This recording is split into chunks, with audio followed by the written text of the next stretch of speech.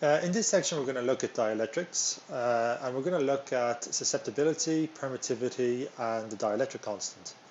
So what we know is that the polarization will usually result from an electric field, and in most dielectrics the polarization is proportional to the electric field and it will point in the same direction. Now that is, the electric field will line up the atomic and the molecular dipoles. In linear and isotropic dielectrics, which accounts for many substances, the polarization is proportional to the electric field, and that is for when the electric field is not too strong, and it will be given by our polarization will be equal to chi times epsilon naught times the electric field. Chi here is the electric susceptibility for a particular material.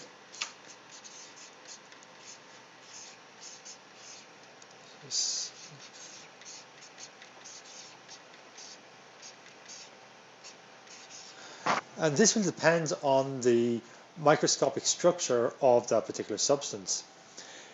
The dielectric is homogeneous if the electric susceptibility is independent of the coordinates. Now the electric field is the total electric field. That is, it accounts for both free charges and it also accounts for polarization. Now in linear and isotropic dielectrics, the electric displacement can be written as, and we found this previously, the electric displacement will be equal to epsilon naught times the electric field plus the polarization, and now we can write this out as epsilon naught by 1 plus chi times the electric field,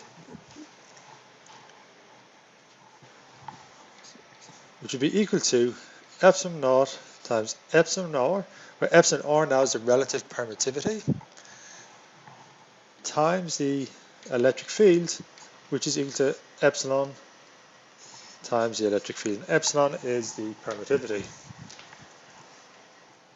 Okay, so in here what we've written is our relative permittivity is given by 1 plus chi e, which is equal to epsilon divided by epsilon naught.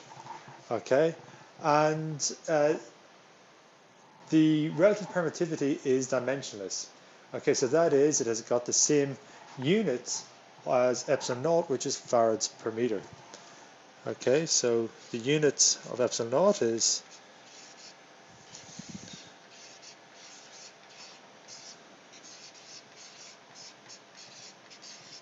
farads per meter. The quantity epsilon is a permittivity. So now for linear and isotropic dielectrics, we can write out an expression for the polarization, and our polarization, as given above, is equal to epsilon naught times chi v times the electric field, and now we can write this out in terms of the relative permittivity, which is given by epsilon naught, so an r minus 1 times the electric field.